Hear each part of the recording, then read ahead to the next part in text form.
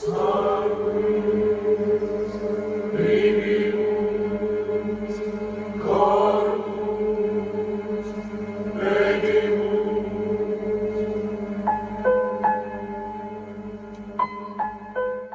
baptize thee, Damien Derrick, in the name of the Father, and of the Son, and of the Holy Spirit. We receive this child in the congregation of Christ's flock, and assign him with the sign of the cross.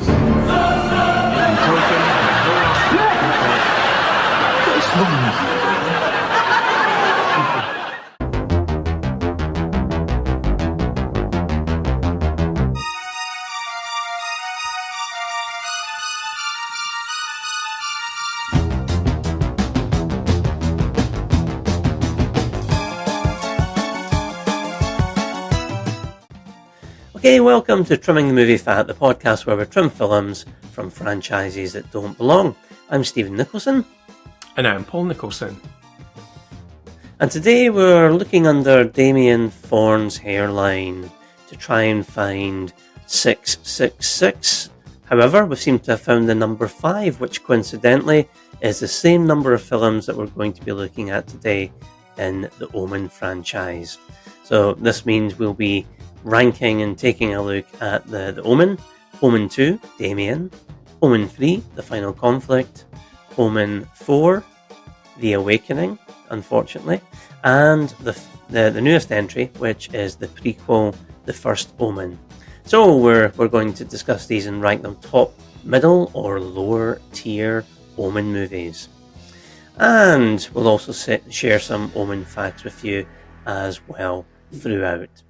And it's worth noting that we are not going to be looking at the Omen remake from 2006 because it is just a pointless movie, isn't it? Paul? An inferior carbon copy of the superior 1976 original, just pointless. It was. The good thing I'd say about it was the marketing for it was amazing. Do you know how the 6-6 of 2006, that was quite clever, Yeah. The whole build up to it. But the film itself was just no need for it, really. I think it was obviously competently made, but one of the biggest faults with it was, it followed the original far too closely, which again makes it redundant. And the other thing was Damien. Now, the scary thing about, and which we'll talk about, the scary thing about Damien in the 76 original is the kid that's playing him isn't playing him as this scary, the Antichrist. He's just playing him as a kid.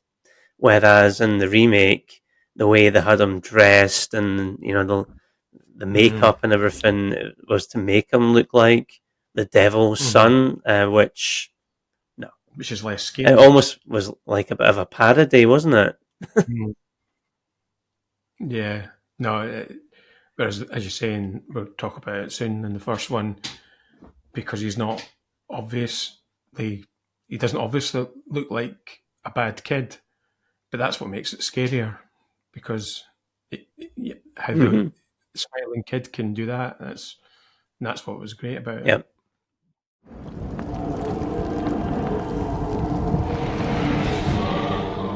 On the 6th hour of the 6th day of the 6th month, the beast was born. Damien?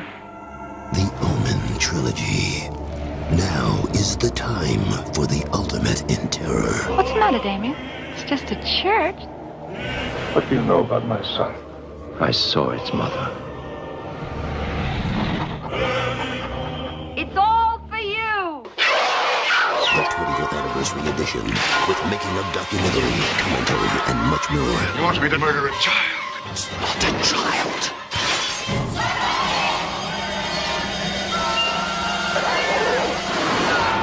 The Omen trilogy.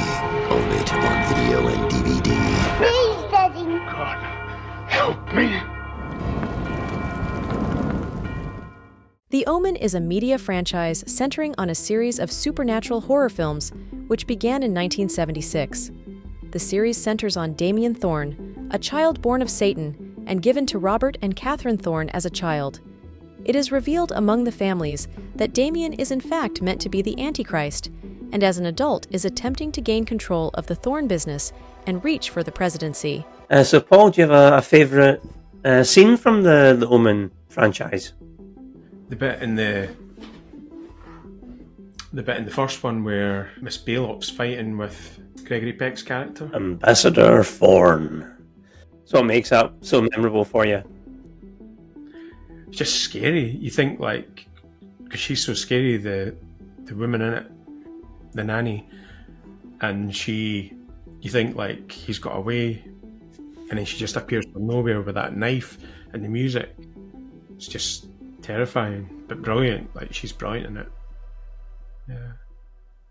What about you? Yeah, she is.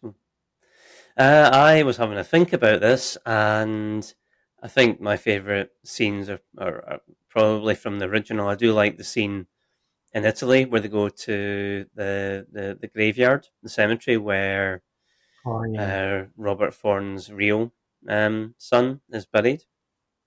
That's a really, really good scene. But I mean, there's numerous ones in there, or the bit where the nanny goes to kill Robert's wife, and is it Catherine? Is it? Oh, the hospital. In the hospital. Oh, that still gives me the creeps when she appears. And also, I think another one would be from the sequel. The guy gets trapped underneath the ice. Oh, that's horrifying. And this big organ's playing. Oh yeah, in the background. Yeah. Yeah, that's horrifying. And you got an interesting Omen movie fact? The reason why the young boy got the role, just like kind of what you were saying, because Richard Donner, who directed it, just asked him to, like, run at him like a wee kid, and just his face and everything, that's what made him get the role. But he actually dyed his hair. His hair was actually blonde. Harvey Stevens, that's it. For me, my interesting fact, which I never found out until just researching this, was that William Holden, who plays Richard Thorne in the sequel, he was actually the original choice for Robert Thorne in the original movie. But they couldn't get him, So they went with Gregory Peck, and obviously William Holden then appeared as his brother in the sequel, and I think actually that worked out for the best. So it was obviously just meant to be. Apparently, Gregory Peck took the role because I think the year previously his son had taken his own life. So he almost like wanted to be there for his son, even though it was in a film. So that's why he took the role on. Yeah, because it's not a typical Gregory Peck role at all, which again makes, I think, the Omen quite unique. Oh, he's fantastic in it, yeah. He's great. Brings a lot of gravitas. Like trimming the movie fat, why not check out our other podcast, Trimming the Musical Fat? Okay, we've just returned from the office of Thorne Industries and we've watched all 5 movies, and it's time to deliver to the board our full report. For generations, the Thornes have been a family of tremendous wealth, position, and power. The perfect marriage of Ambassador Robert Thorne and his wife Catherine was fulfilled by the birth of their son, Damien. And then, when the child was 5 years old, something terrible happened.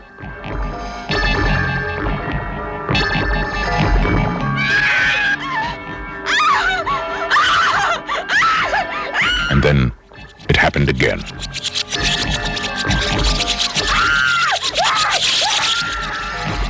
Was it an accident? Was it murder? Was it a coincidence? Or was it an omen? Look at me, Damien. It's all for you. 20th Century Fox presents a film of psychological suspense about an occurrence of earth-shaking importance. Gregory Peck, Lee Remick, The Omen. I was at the hospital, Mr. Thorne, the night your son was born. I saw its mother. I saw its mother. I have fears. I've said fears. What kind of fears? Its mother, Mr. Thorne. You saw my wife. Its mother. What is it you're trying to say? His mother was a... This is not a human child. Make no mistake. There are those who will die for him.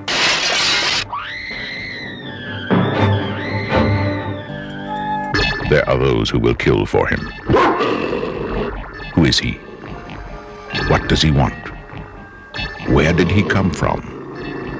And can he be stopped?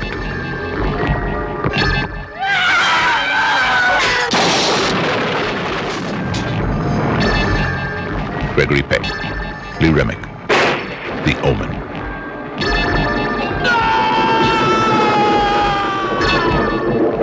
If this is the truth, where does it end? We eliminated the things that made it an obvious genre film and turned it into a film where this family, this is the worst moment that could possibly happen in their lives, and circumstance happen and things happen one on top of the other to the point where it drove them insane. And so the approach to the film was that I do not believe that there is such a thing as a child of the devil, that a jackal sired this child and replaced the mother's real child.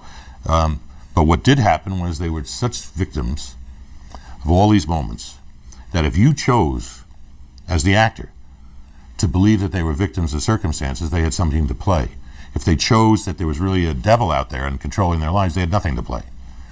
And so that was the approach to the film, and it was the sense of style as far as both editing, because we documented the feeling of the film. It was a phenomenal success. We opened on June 6th, which is the 6th month, the 6th day of 1966, and every sign in theaters when you came out said, "You have just seen this on 666." I was in awe of what happened. Richard Donner, the director of The Omen, claims it's really two stories in one. For the less sophisticated, it's simply an eerie tale of satanic possession. And for smarter people, like you and me, of course, it's not about the supernatural at all, but about a form of madness that attacks both Mr. Peck and Miss Remick. But I reckon that's just a cop-out by a director who, not satisfied with having made a very competent and extremely lucrative movie, wants intellectual applause as well. Take my word for it, it's a film about satanic possession. And as such, it's been quite remarkably successful. The Omen was directed by Richard Donner and released in 1976. The plot for this one has American diplomat Robert, Gregory Peck, adopting Damien, Harvey Stevens, when his wife, Catherine, Lee Remick, delivers a stillborn child. After Damien's first nanny hangs herself, Father Brennan, Patrick Troughton, warns Robert that Damien will kill Catherine's unborn child. Shortly thereafter, Brennan dies and Catherine miscarries when Damien pushes her off a balcony. As more people around Damien die, Robert investigates Damien's background and realizes his adopted son may be the Antichrist. The movie grossed $61 million in the U.S. on a budget of $2.8 million, so it made nearly 22 times its budget. It was the sixth highest-grossing movie of 1976 in the U.S. Ratings-wise, the movie has an 85% fresh Rotten Tomatoes critics score, an 80% Rotten Tomatoes audience score, a 7.5 out of 10 IMDb audience rating, and a 62 out of 100 critic metascore on IMDb.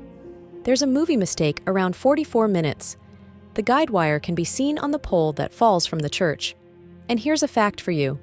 One of the reasons why Gregory Peck accepted the role of a tortured father, conflicted with guilt, was because he hadn't been around when his son Jonathan committed suicide in 1975. In summary, courtesy of Rotten Tomatoes, The Omen eschews an excess of gore in favor of ramping up the suspense and creates an enduring, dread-soaked horror classic along the way. But what do Stephen and Paul think? So The Omen, Paul, 1976. Do you remember when you first seen it? Well, you weren't born to 77, so you definitely didn't see it at the cinema. Probably, I think they always seemed to be on when we were kids. They used to be on, like, they'd show the trilogy one Saturday each week. So for 3 weeks in a row, they'd show it on a Saturday night and we'd tape them. And sounds crazy now, watching them having your breakfast on a Sunday morning, family time, watching The Omen. That's how you used to do it. You would take them from the Saturday night and watch them on the Sunday. I don't know if probably saw the first one first. I think so. I can't really remember, but just remember being how brilliant it was and scary though. But it's classic film. The first one particularly is just brilliant, and I love the music as well. It's a great soundtrack, and some of the pieces, it's almost like a love story in a way. Some of the pieces when they first get married and they have the wee boy, and then it all goes wrong. But like for that start, it's like a sort of romantic story in a way. Is it your favourite of the five? Oh yeah, easily. So what makes this one a cut up? No pun intended. A cut above the rest. Just gets everything right. There's a good balance of, because he's a wee boy as well. That's scarier than when he's a teenager, I think, or an adult even. It's scarier that he's got this power, and just the way it's filmed. And I guess at that time it was that era of kind of British Hammer House of horror films, and it's got that real feel to it. Because I think a lot of those films were the scariest ones, even though they probably look dated now, but they were the scariest. Or the TV series or the film, they were just really scary. So, and a great cast. I mean, Gregory Peck, as we've talked about, he's great. Great soundtrack. The casting was spot on, and I think even a lot of the sets, I know you could say, they're quite dated now, but I think they're really good, because even like when the priest gets chased, in the wind and the leaves, and then when they're in Italy in that graveyard, and you can obviously see it's in a studio, but the music and everything, trying to get over the fence away from the dogs, it's just brilliant. Yeah, I mean, I remember what you're talking about. Yeah, on ITV on a Saturday night for a long period of time, they used to put on a scary movie, I think after 9 o'clock. So yeah, you had things like the Omen trilogy, The Shining, and Poltergeist and stuff like that. So I vividly remember these being on one each Saturday in succession, and yeah, I mean, very impactful. Remembered them vividly, and yeah, I mean, this film in particular, though, it's one of the well, maybe I was going to say unsung, but he was sung because he got an Oscar for this movie, was Jerry Goldsmith, whose music across not just this movie but the entire original trilogy is outstanding, and he got an Oscar for this movie. Definitely. And it really, really sells the kind of operatic, religious grandeur of the whole thing, good versus evil. So he makes a huge contribution to all three movies. As you mentioned, fantastic leads in this, and Gregory Peck and Lee Remick, both starring in this kind of movie. They hadn't really done this type of movie before, and I think, as you say, Gregory Peck just grounds the movie, and he brings so much gravitas to the role of Robert Thorne, and one of the things that really sells this movie as well is Lee Remick's eyes. When the camera, that's one of the features of these movies, when the camera zooms in on people's eyes, and her eyes when she's scared, she sells it, doesn't she? The slow motion as well. Yeah.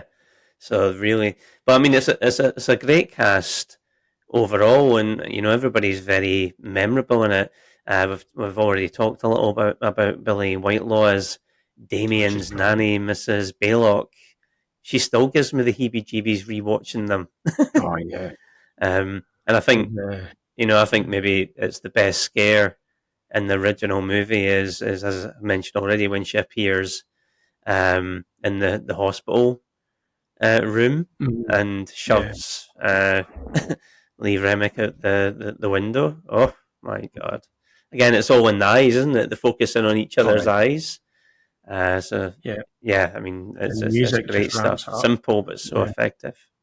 It does. Brilliant. Yeah, music, eyes, good acting. I think another good performance here, David Warner as photographer Jennings. You know, he's as solid as ever. Ex-Doctor Who, Patrick Troughton.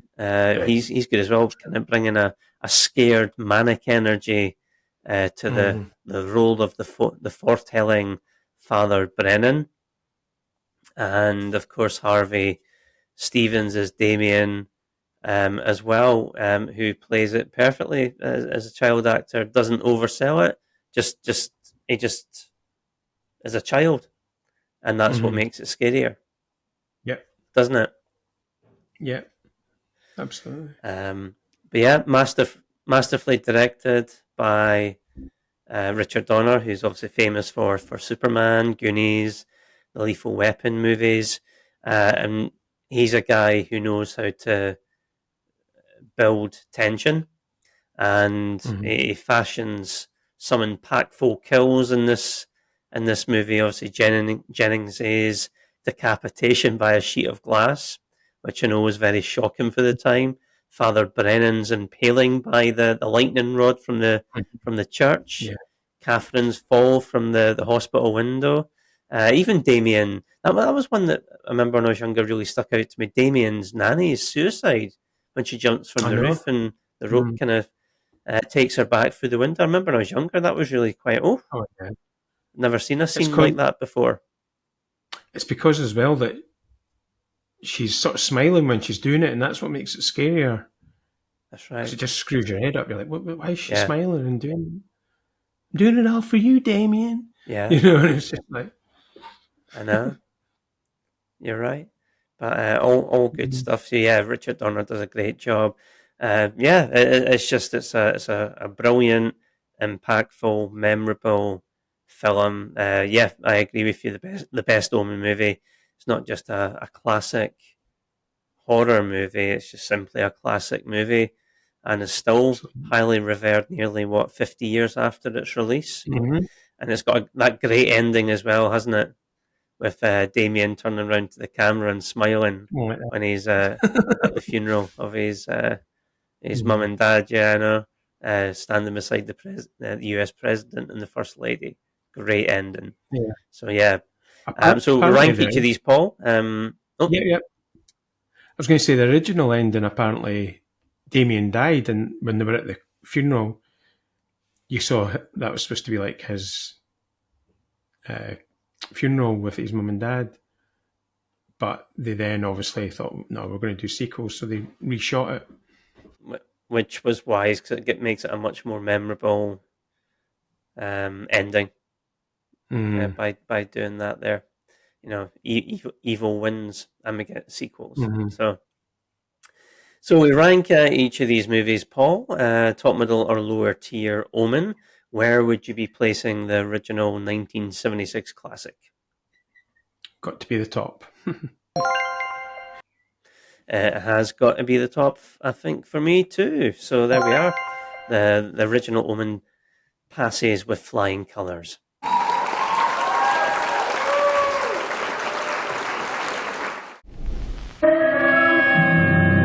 The terror of the past is but a taste of the future. What happened before was a hint of the horror to come. The first time was only a warning. William Holden, Lee Grant, Damien, Omen II. Tell me about Damien. What sort of a boy is he? He's your brother's son. He's a boy you've loved for 7 years. Well, you can't believe this. And it's over. It is a filthy, stupid story, and it's over. The current's got him! You mustn't attract attention. You're not going to treat Damien any differently. You're not going to look at him. You're not going to talk to him any differently. The day will come when everyone will know who you are, but that day is not yet. I know who you are. Say it, Mark. Get Mark away from Damien. Look at me, Mark. Damien, there are things you don't understand. Read your Bible.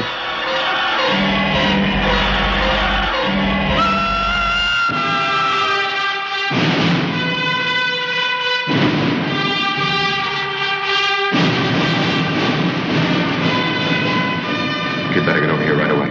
He needs me. I need you. Damien, Omen II.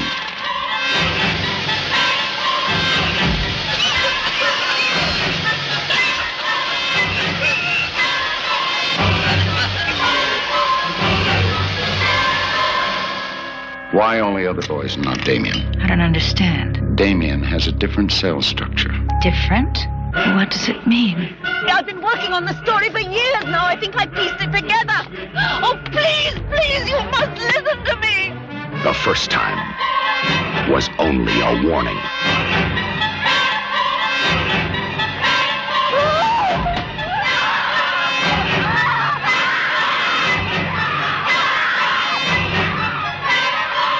Five deaths, 5 unexplained, horrible accidents. We are all in great danger. You can't make me believe it.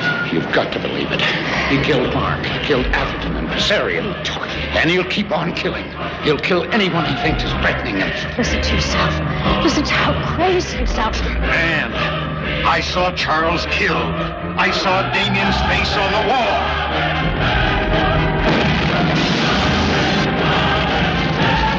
William Holden. Where's Damien? Lee Grant.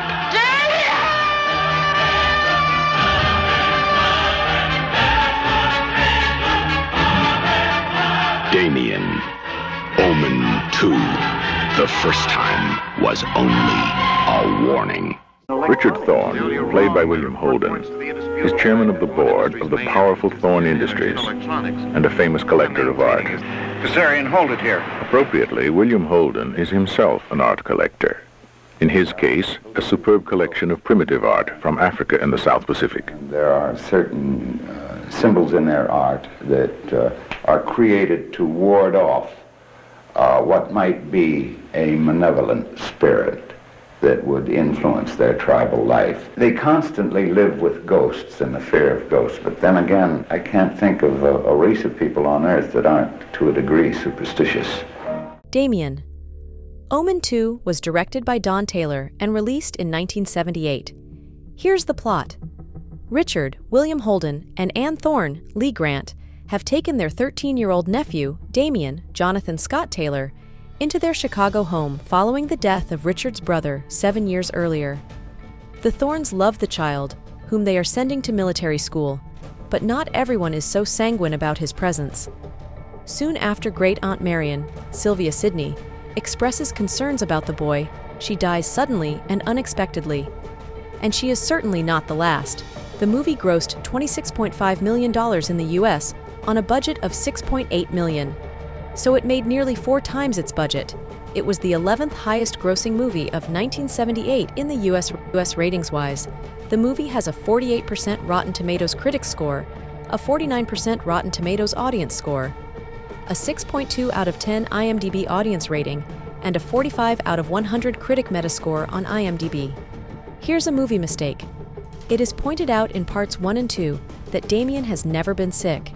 He was unaffected by toxic gas. Yet when he screams after killing Mark, his teeth have multiple silver fillings. And here's a fact for you. Don Taylor replaced director Mike Hodges as a result of creative differences, but the few scenes Hodges directed were kept, like the scenes at the factory and at the military school, and also the dinner where Aunt Marion shows her concern about Damien. In summary, courtesy of Rotten Tomatoes, Damien dishes out ghoulish scares and a biblical body count to generate some morbid fun, but this repetitious sequel lacks the sophistication of its predecessor. Do Stephen and Paul agree? Let's find out. So Omen II, Paul. So again, we've first seen this on ITV back in the 1980s. Do you remember seeing it back then? Yeah, probably around the same time. We saw them all at the same time, probably. So, alternate weeks, probably. So, yeah, I remember seeing this at the time. At the time, I probably enjoyed it just as much as the first one, actually. At the time, it was just really scary. What do you think of it now? I think it's good, but it's nowhere near the first one. But I do like William Holden. You know, the cast, it's like you were saying earlier, they cast him really well, and his wife in it as well. She's really good, the person who plays his wife. Apparently when they were making it, she had a crush on him or something. She grew to have a crush on him. Really? So the bit at the end, he played on that to get her all agitated at the end, like the bit where at the film apparently he used that sort of. So, what was her name again? The actress, Lee Grant. That's it. Lee Grant. Oh, I forget. Lee Grant. Yeah, she was good. Yeah, she was good. What do you think of the film now? It's dated a lot. It's it's not as scary. It just looks like a wee naff, really. But it's good. I mean, there's lots of good stuff in it. I enjoyed it at the time. I mean, it's frightening, a lot of it, and even the bit at the start when is it Buchenhagen and they get crushed at the start. And the music. And I actually remember I bought the soundtrack and took it with us to Mallorca. I remember, playing it on a balcony. They're going, what's he got the Omen II on for in the late 90s in Mallorca from a balcony? But no, I like it. I mean, it's not the best film out of the franchise, but no, I think it's good. I know it's not that well loved, but no, I quite like it. For me, I think it's a very strong, worthy sequel to the original. It's definitely a movie that sets out to make you afraid of crows. If you see one close to you, your time is up. But no, I thought it was good in that they jumped forward in time by 7 years. As we obviously see Damien, obviously he's not a kid anymore, he's a teenager and starting to realise who he is, which brings some drama. And I liked that we get to see his disciples plotting how to, the kind of four horsemen of the apocalypse, if you will, how to plot and how to get him power, wealth, influence, and independence. So that's really good to see what's going on behind the scenes. And I think similar to the first movie, this movie is really well cast with obviously William Holden bringing, like Gregory Peck did in the first movie, bringing real gravitas to the role of his brother. And I think Jonathan Scott Taylor delivers the creeps as the tortured coming of age Damien. There, I don't think that maybe the setting of the movie is as strong because it is set in the US. I do think movies like this, which are kind of religious, if you like, always seem to a more fitting home for them to take place is in, I think, Europe and the Middle East. I always think. So maybe the US takes away some of its impact, and I will say that there's more deaths in this one, and the deaths, the kills are excellent. I mean, you've got fire, explosions, crushed by a train, ran over, buried alive, attacked by a crow, sliced in two by a lift. Poisoned by toxic gas, and as we mentioned already, for me the most impactful and memorable one is drowning by being trapped under ice, which is still horrendous horrifying to watch in 2024. And of course when Damien kills his cousin Mark, that's another memorable scene actually. But you can see where the Final Destination movie series got its idea from. It's basically this, isn't it?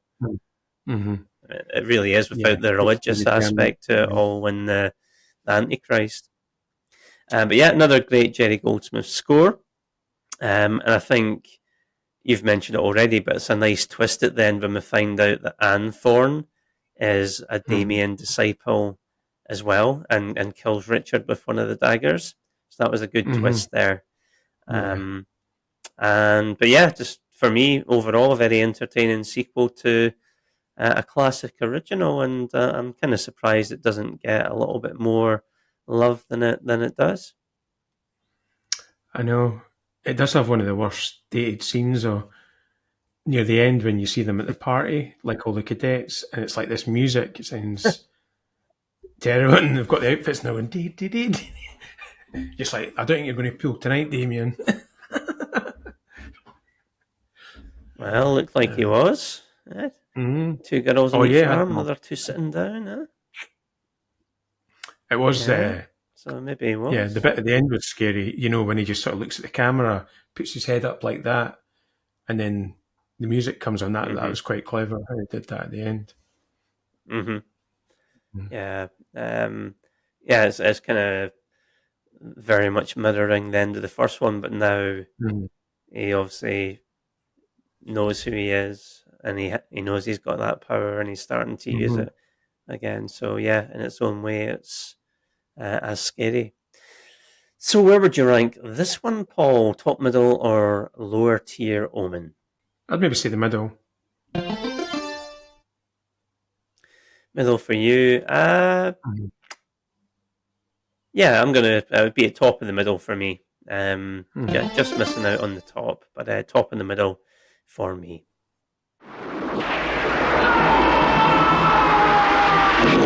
In 1976, the birth of evil was foretold in The Omen. In 1978, a terrifying prophecy was fulfilled in Damien, Omen II.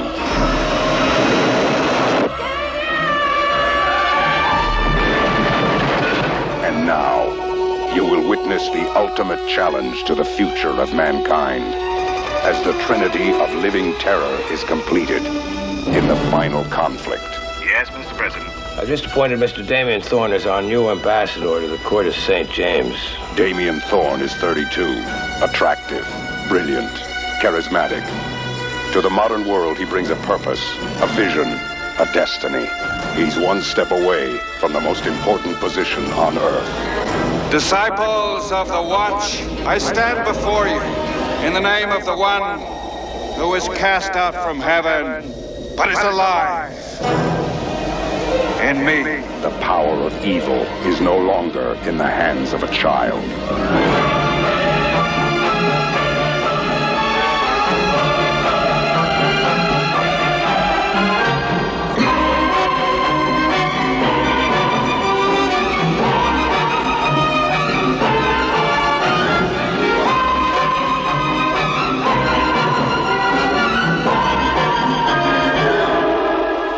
Heed the warning. Prepare for the final conflict, the concluding chapter of the Omen trilogy.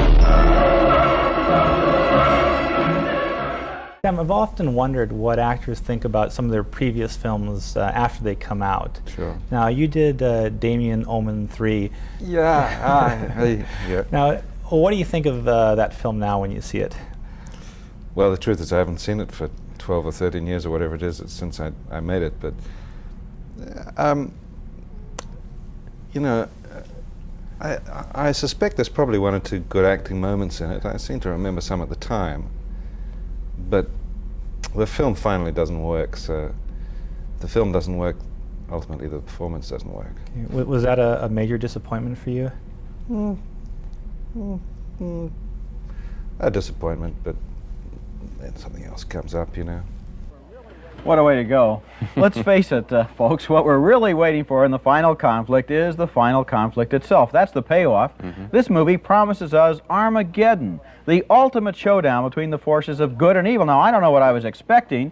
Maybe special effects like out of Star Wars with Damien standing on a cloud or something and hurling lightning bolts at heaven. But instead, the movie starts out strong and then it winds down into a boring, low-key anticlimax. Jesus meets the devil. But we leave asking ourselves, in the immortal words of Peggy Lee, is that all there is? Exactly. It's a real letdown at the end of the film. I think the film is lousy for all the reasons you mentioned, and let me name a couple more. I never bought the whole premise of the series. I don't think I'm watching The Devil's Child. I'm not filled with terror. And how about criticizing it for just being gross? In the first film, we got somebody's head sliced off by a plate glass window. In this film, we see a guy have a shotgun put to his face, and you see the scalp blown against a wall. Now, that's just junk. Vulgar junk, and I think the film is full of it. You know, another thing that bothered me, at the end of this film, after 6 hours glorifying evil and making Damien Thorne into a hero, we finally get the guest appearance of Jesus Christ standing there like a stained glass window, and we get all this religious kind of music and all the sacred sentiment and so forth, and I think it's almost sacrilegious to bring that in at the end and consider that to be a conclusion to a series that is basically just a series of exploitation films. I think you're exactly right. Omen 3: The Final Conflict was directed by Graham Baker, released in 1981. In this second sequel to The Omen, Antichrist Damien Thorne, Sam Neill, is now a successful 32-year-old businessman ready to fulfill his destiny. As Damien is appointed United States ambassador to Britain, priests led by Father DiCarlo, Rossano Brazzi, try to kill him. While Damien prepares for the return of Jesus Christ, he takes advantage of his relationship with Kate Reynolds, Lisa Harrow, to recruit her son, Peter Barnaby, home as his follower. The movie grossed $25 million on a budget of $6 million, so it made over 3 times its budget. It was the 36th highest-grossing movie internationally in 1981. Ratings-wise, the movie has a 29% Rotten Tomatoes critics score, and a 33% Rotten Tomatoes audience score. On IMDb, it has a 5 out of 10 audience rating, and a 34 out of 100 critic metascore. Here's a movie mistake in the first 2 Omen movies. Damien's mark of the beast was hidden on the top of his scalp. In this movie, it's behind his right ear. And here's a movie fact for you stuntman Vic Armstrong claims, for the 2005 Book of Guinness World Records, that his backwards 100-foot fall from a bridge was one of the scariest stunts he ever performed. The majority of Armstrong's jumps in the past had been less than 70-foot drops. In summary, a compelling performance from Sam Neill can't save a sequel which has a convoluted plot and lacks the suspense and coherence of the original film. So, Omen 3, Paul? If I remember correctly, like you, this was my favourite of the originals back in the day. I don't think that anymore, but yeah, what do you think of it now? I think it's good, but it's not my favourite anymore. I think at that time, because it was like the third in the trilogy, you always tended to like that one because it was the most recent one, and it was almost like the goodies had won. So you always like Return of the Jedi, or you liked Omen 3. But no, I think it's a good film, and I really like the music, actually, I have to say. Like, at the end, that's my favourite bit with the music, when Christ is reborn and Damien gets killed, and the music's amazing at the end. How he totally turns it around from, scary music, totally uplifting music, and the colours and stuff. But I think it's a good film, and it's funny, it's like a who's who of Richard Donner in it, isn't it? All the people who were in Superman, there's quite a few of them in this film. Richard Donner always kept a lot of his same actors for different films, so and of course Ruby Wax in it as well. It's funny, well, I just watched it again over the last couple of days, and it's kind of like a famous faces of background characters from all those movies filmed in London from the mid-70s to the end of the 80s. There's so many people. I'd never noticed it before. Jeremy Bulloch is in there as a reporter. He played Boba Fett in The Empire Strikes Back and Return of the Jedi, and he was in a few of the Roger Moore James Bond movies as well. So I spotted him. Ruby Wax, the guy from the British crime or police drama, The Bill, long-running show. One of the guys from that who was in it for ages was one of the guys at the observatory with a dodgy moustache. Oh yeah, that's right. I know the guy you mean.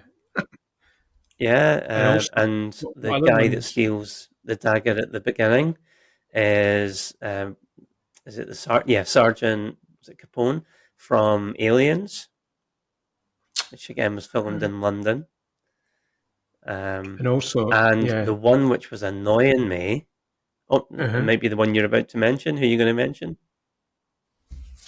The old guy who chases him across. He follows him in that van. He was like the guy who worked in the cafe in Superman 2 when Clark Kent gets beat up. The guy behind the bar. That's the same guy. Oh, really? Do you know the bit where he goes? The older guy. Yeah, the older guy. That's that. Oh yeah, same yeah. He's also in Raiders of the Lost Ark.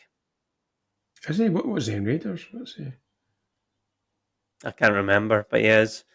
Because the other one, which was really annoying me, and I had to Google her because I kept looking at her going, "You have been in something that I know really well," and it's Superman. is it Lewin Willoughby? Yeah, Superman 1 and 2. She's one of the That's women the one that that stands works at the. in the Remember Daily when Zod? Planet.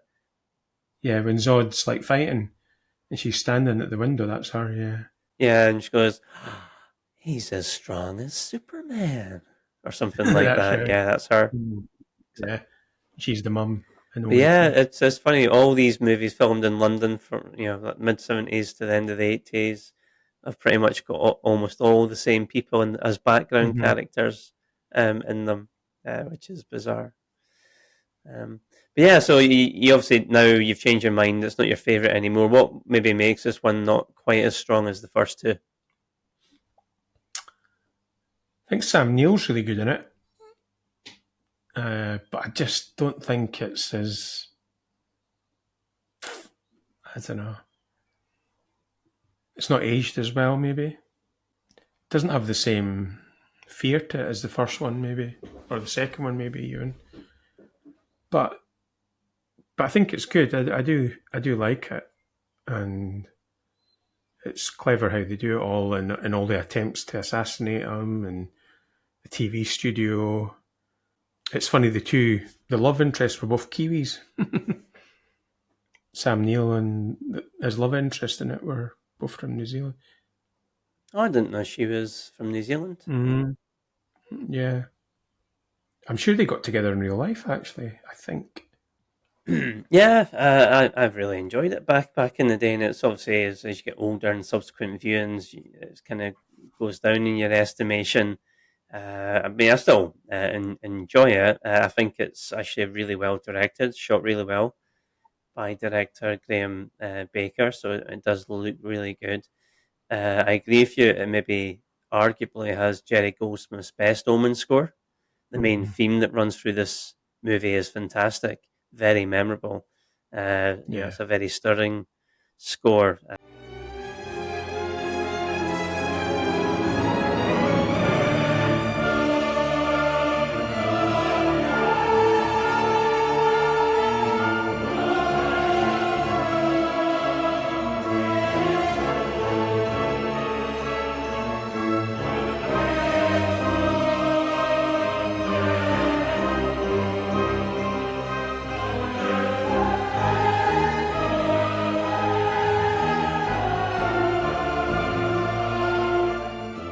I agree with you. I think Sam Neill does a really good job as Damien, although it does sometimes fall into being quite hammy. But I think that's more to do with the script rather than him. But he does his job because we're all delighted when he gets killed at the end. Disciples of the Watch,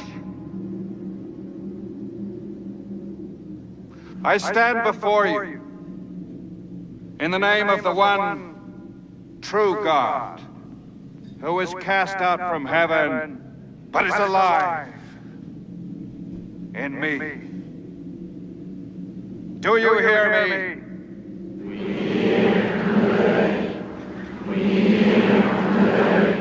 So he's done his job there. And I think it was good.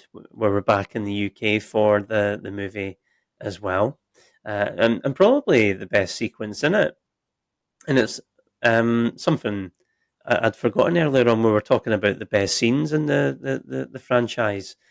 And this is one of them. The opening sequence in this movie it's wordless for maybe 5 or 6 minutes, where you see the excavation going on in Chicago of the museum that burnt down at the end of the second movie, and obviously they start to find the daggers, and it follows the daggers' progress from being found again to making their way back to the priests. And it's just music, no dialogue. That scene's fantastic.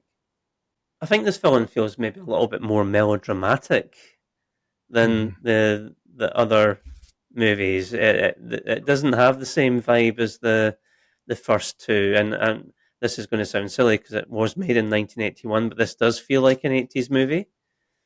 whereas the previous two feel like 70s movie, and that benefits them. Mm. Even when you see all the cars and stuff, it looks like it could have been in The Professionals or something like that. Just like those early 80s TV movie. It's almost a wee bit like a TV movie in some ways. But no, it's good, and it's good. Sam Neill. Always remember.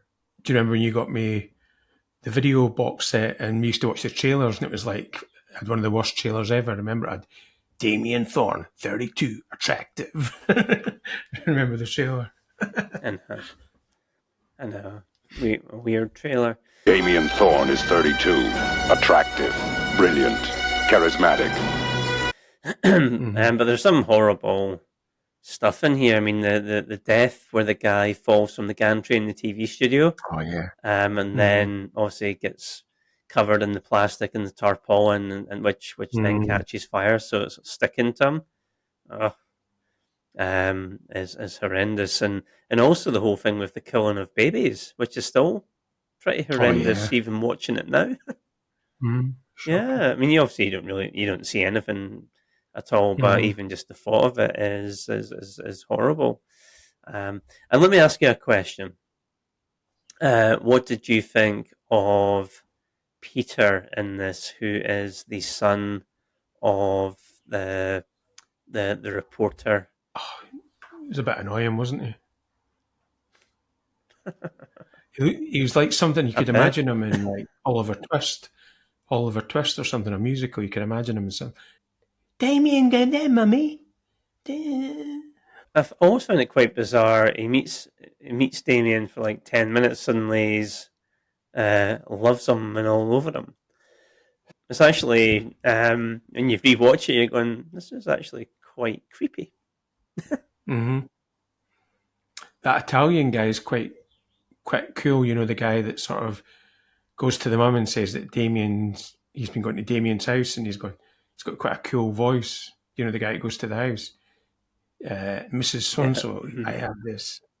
He's quite a cool character. One of the 7 guys who tried to kill Damien, he is, and it's the guy that gets killed by the dogs on the bridge. Oh yeah. The hunting dogs. He is in Empire Strikes Back. He's one of the rebel pilots. Oh right. Yeah, you see him in the Hoth base. Yeah, that's another one. Oh yeah, I know the guy you mean. In there. That's some stunt, isn't it? And what do you think of? Oh no, it's the other guy, not the one that falls off the horse off the bridge. It's the one that gets killed by by the dogs. That's it. Yeah. What do you think of the ending of the movie? It was over too quickly. I don't know. You don't really see anything.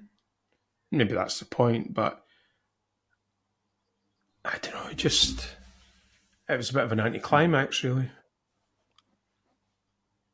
But Sam Neill plays it well at the end. But yeah, so a bit mixed feelings about the ending, to be honest. I never realised this until this most recent watching of it. At the end, obviously you've got Christ reborn, Damien is dead, and what is the name of the reporter? Is it Kate? I think so, yeah. Kate Jennings or something. And yeah, so she's sitting there, kind of kneeling, looks like praying. Her son's been killed, and then you see a man bring the body of her son over, and then they walk away together. Now, I always assumed that was Jesus, and that they're walking away. It's Jesus, but no, I think it's the Italian priest guy who wasn't killed by Damien. He was just strangled, but never killed him, I believe. Oh right, I thought that was Jesus. Like. So did I. Yeah. Like bringing him back to life, and yeah, but it was. I did like the like the music and everything, and the way it was filmed, the lighting and stuff. It was really quite cool, but it just seemed over so quickly. That's the only thing. Yeah, I know. Okay, where are you going to rank this one, Paul? Top, middle, or lower tier Omen? Middle. Yep, middle for me as well.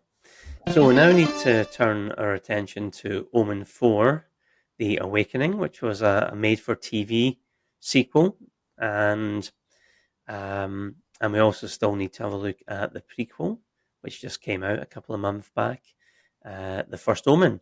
But since I still haven't watched either of them, we're not going to do it right now. So using the power of podcasting magic, I'm going to go away right now and watch them, and then come back and we'll talk about them.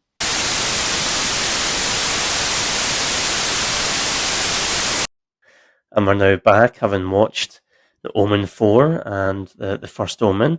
And actually, during that time, I've managed to grow 1 year older. So there we are. Went from 49 to 50. That's how much time has passed. But we've watched these final two movies.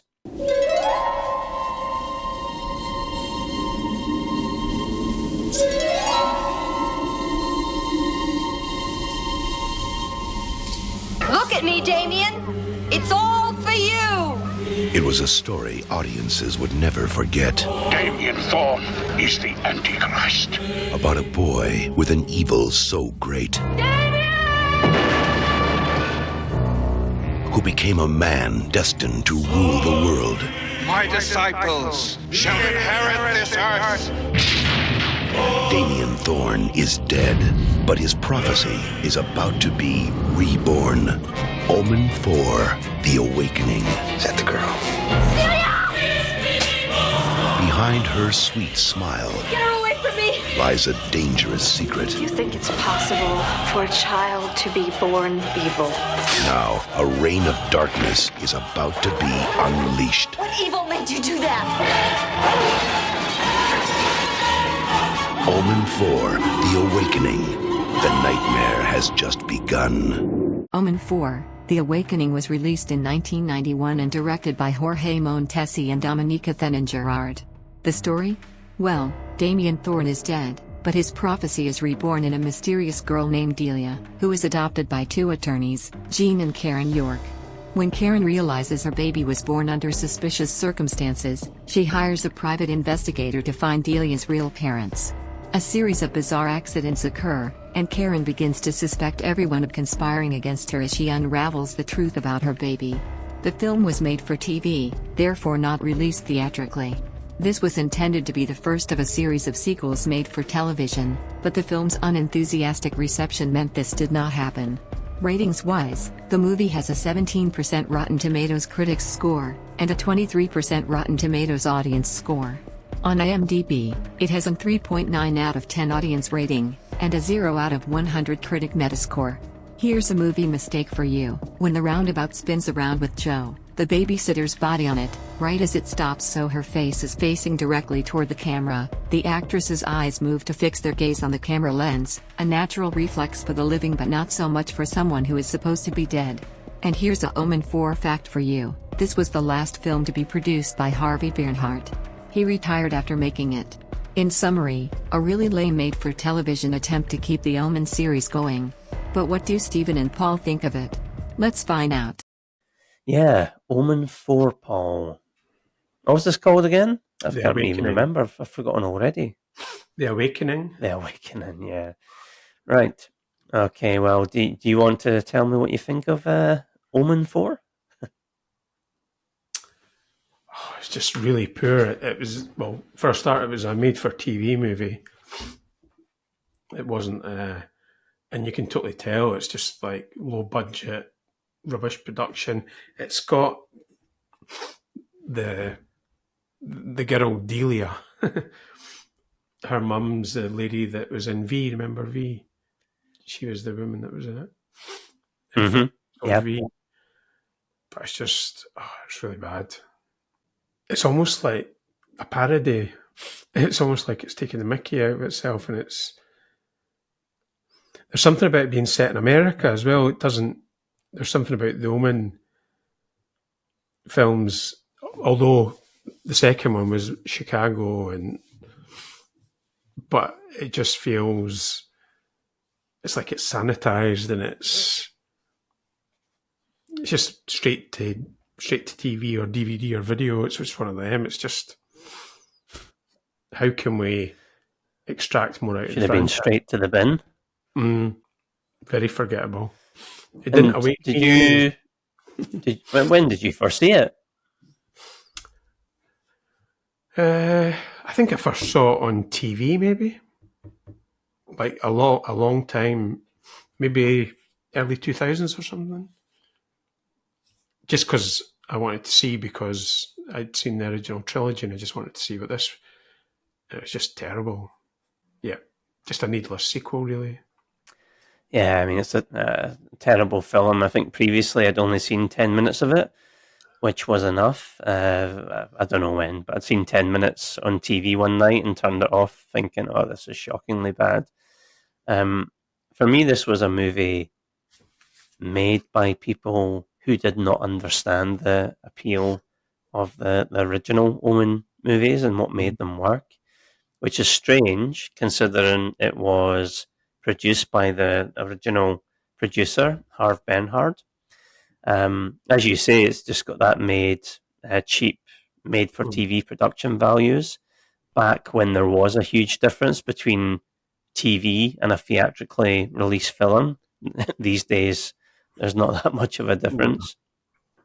And as you say, yeah, it plays like a spoof Omen movie between some of the acting, the story, the deaths, and the way things are staged. And I think a prime example, and I actually genuinely burst out laughing at this, when the Errol, the private detective guy, he's wandering around the town, and it's Christmas, and there's carol singers singing on the street corner, and then he starts to panic, and he runs over and he goes down an alleyway, and he comes across like the devil version of the carol singers, appearing there chanting at him.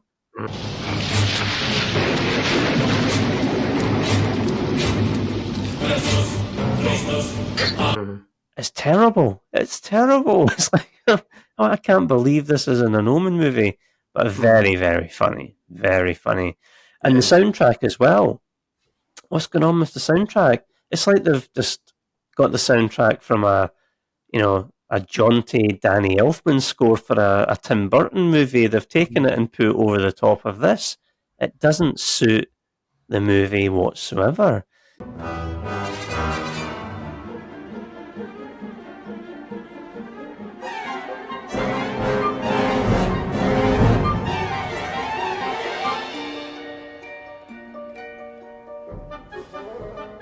No. And the story is told, it's like 100 miles an hour. Everything just flies along far too quickly. And I think the other thing they do is you're constantly being reminded of previous better Omen movies. I mean, I think some of the soundtrack selections from Omen 1 and 3 that are used in this. You've got another nanny falling from a great height. You've got the replacement nanny is evil, just like the first movie. People dying from medical conditions. You've got a man decapitated. So you're actually just replaying a lot of stuff which was done far better in the previous movies. Yeah. And I think that plot twist that takes place in it with the whole twins and embryo swapping type stuff. I remember when it got to that and I thought, you can't be serious. How dumb is this? To try and, I'm not even going to try and explain it, but it's dumb. And I think ultimately you're reminded that Damien basically said nothing in the original movie. He basically says almost nothing, and his silence in that is really ominous. And here we get the female version who's the opposite, and she's not scary, she's just annoying. Anyone who has the courage to climb that ladder will be granted any wish they want. Yeah, the movie is just a complete failure on every single level. I can't name you one redeeming feature of it. I really, really can't. I think the Private Eye, Errol, his death was, pretty decent with the wrecking ball from the building site. So that's maybe something as decent, but the rest of it, is lousy. Absolutely lousy. What a waste of time. Yeah, and the music just doesn't work. Like, they put like the original music on it, just doesn't work because it's like filmed like a TV movie and it's in America and it just doesn't work. It's like somebody's just put over it and it's not thought about. So there's probably no surprise, Paul, for ranking the Omen movies, top, middle or lower tier. This would be very much in the lower. What about you? Yeah, same for me. Okay, no shocks there. So let's move on to a better movie and the most recent one from this year, 2024, and that is The First Omen.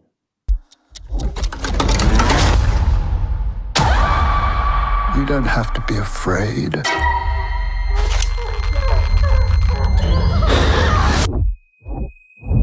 God has great plans for you. This child is his way.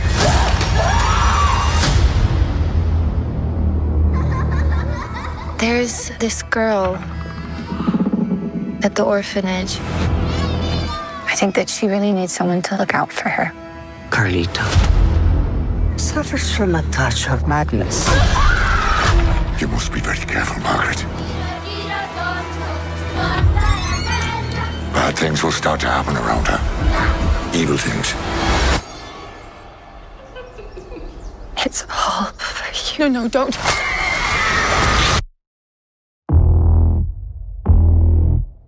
What does any of this have to do with Carlita?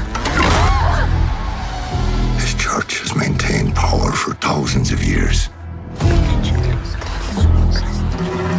Lady will stop at nothing to keep it that way.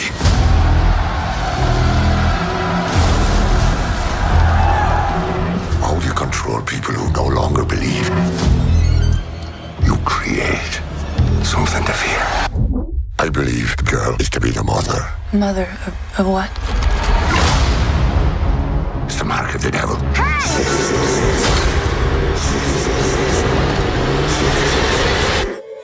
It's not real. It's not real. It's not real. It's not real. It's not real. What's not real? Who said that? This is very real. Tell me, what did you kind of make of the script when you first approached it and the way in which they kind of updated and modernised this story? To be honest with you, I feel like it would have been a crime to modernise it too much. Like, I think that when I read the script when I was first coming on to do the project, I kind of sighed like a big sigh of relief because I was like, they haven't tampered with it in a way that feels like it's like pandering or is sort of pandering to any sort of modernity whatsoever. It just felt like that this story was sort of hidden. If you watch the original Omen, the story is kind of hidden in it. You know, it's all there in the first movie. That's like it's screaming to be made into a prequel. So I was really pleased that they actually just kept it very true to the lore and to the legacy that is the Omen. You know, so and I tend to troll YouTube comments sometimes when I'm bored. Oh no, that's never a good idea, is it? I know, and I was getting a real kick of that. Everyone getting really up in arms about certain things being changed, that they were all wrong. I really enjoyed it.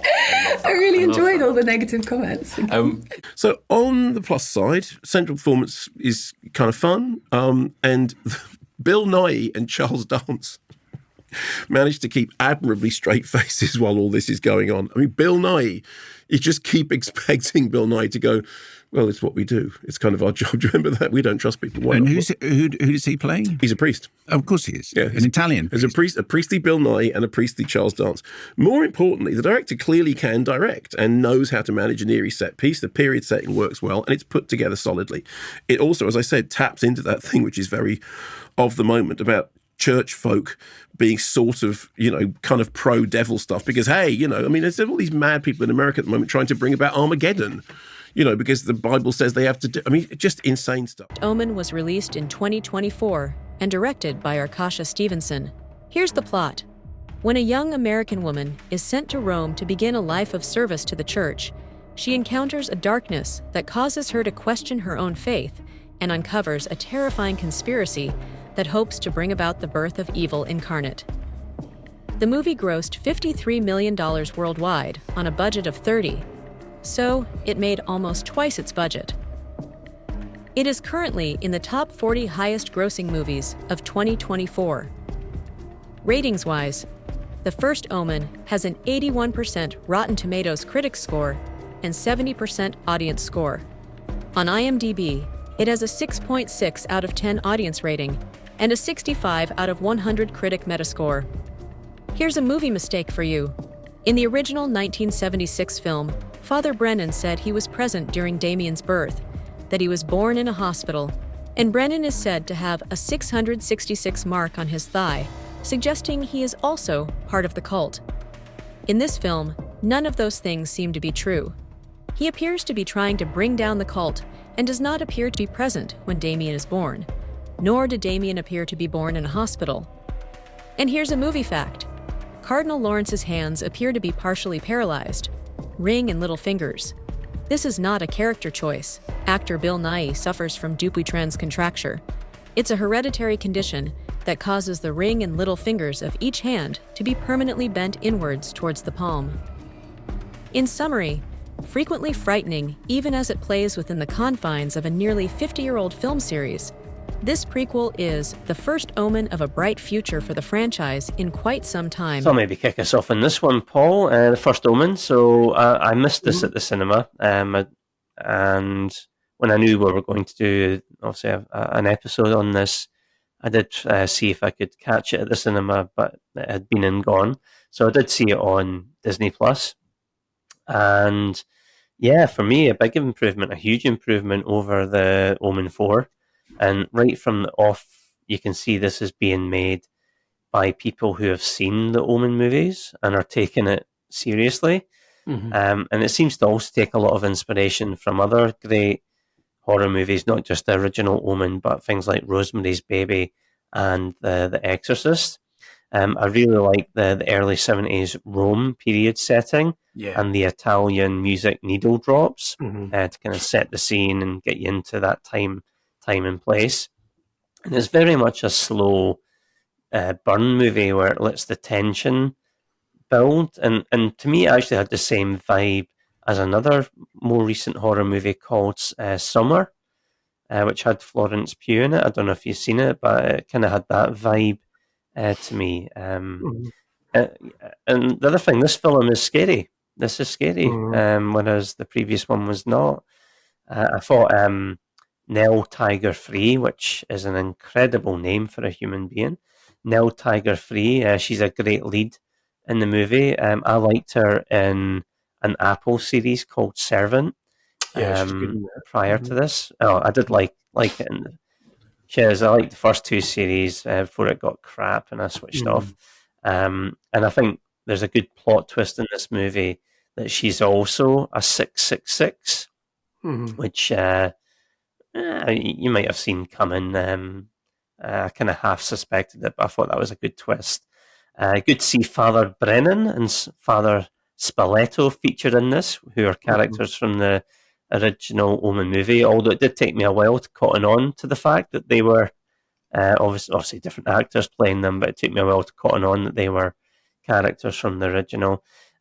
But yeah, I mean, it's certainly not a perfect movie or a great movie for me. There are issues, like, did we need to explain the mechanizations that got us to Damien being born? Wasn't it maybe just best left and more scary, being more of a mystery? I think so. Although I like the church sect's motivations for bringing forth the Antichrist, which is giving faithless people something to fear, therefore driving them back to the church. But, it does seem a bit preposterous, really.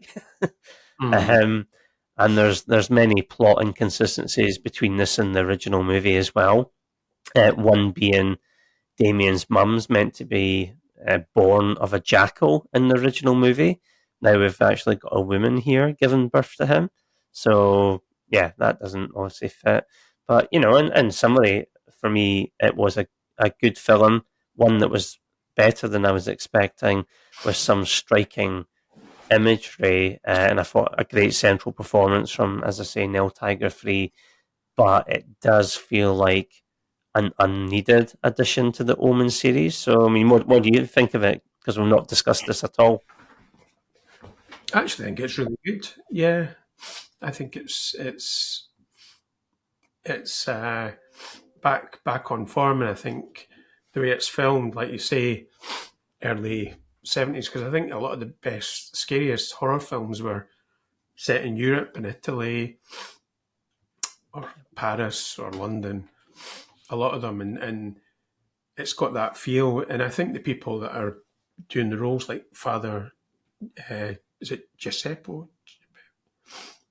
And I think Spoleto or Father Brennan, or the Irish one, priest. He's good in it. Of course, he played Father Chizzy Brennan. Yeah, he's really good in it, and it looks really good on the screen. It's just, you can tell that it looks really professional, and they've wanted to keep that atmosphere from the original film. And the music works really well with it as well. It's just got that dark, quite sinister. And there's also something about to do with religion that makes it scary as well. Like how what you think is good might be bad, and everything, and it's got that. So I actually think it's really good. Actually, I think it's a really good, because I wasn't expecting that. I didn't think it was going to be any good. So, but no, I think it's up there, one of the best in the series. And obviously they do leave it open for more, with the ending they give it there. So I do wonder if they'll go down that route. So time will tell. And so where would you kind of rank this in terms of Omen movies, Paul? Top, middle, or lower tier Omen? I'm going to say the top, actually. Ooh, high praise indeed. I'm going mid-tier.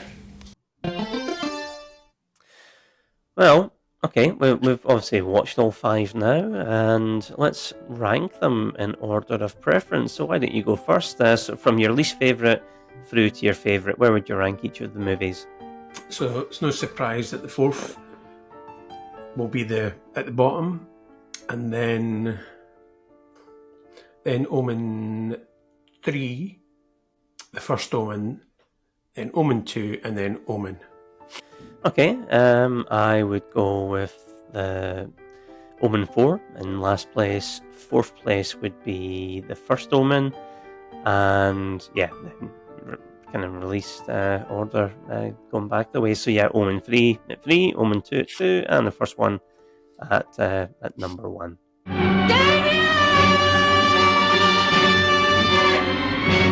Okay, so there we are. That is the Omen. What do you think of the most recent new Omen movie, or the series as a whole? We'd love to hear from you, so please get in touch, and you'll find the ways to do that in the episode description. So Paul will now need to decide on what we're going to do next. So here's a couple of ideas for you, see what you think. So I was thinking we could do a ranking episode. So maybe somebody like James Cameron, he's what 7 or 8 movies, ranking them. Or something like the 2 movies in the Knives Out series so far. Or what? What do you think? Yeah, we could do that, or maybe even the Back to the Future trilogy. Oh, why don't we do that then? Yeah, because I've not watched the movies in quite a while, so it'd be good to revisit them. And a rare successful franchise where, well, I know why, because it's obviously the writers, producers own the rights, and they've said they'll never do any sequels or prequels or anything. So they have their dignity intact, unlike some other notable franchises. So let's do Back to the Future next. That will be great. If you want to let us know about what you think of the Back to the Future series, please get in touch. So we'll be back next month for that. So until then, keep trimming. Trimming the Movie Fat is a Stephen and Paul Nicholson production. We'd love to hear from you. Contact us by voicemail via the Spotify link in the episode description. You can email us at trimmingthemusicfat@gmail.com. Keep up to date with the show and access exclusive content by joining our Facebook group, subscribing to our YouTube channel, and following us on TikTok. You can also check out our website at trimmingthemusicalfat.com. Thanks for listening. Damien Thorne is 32, attractive, brilliant, charismatic.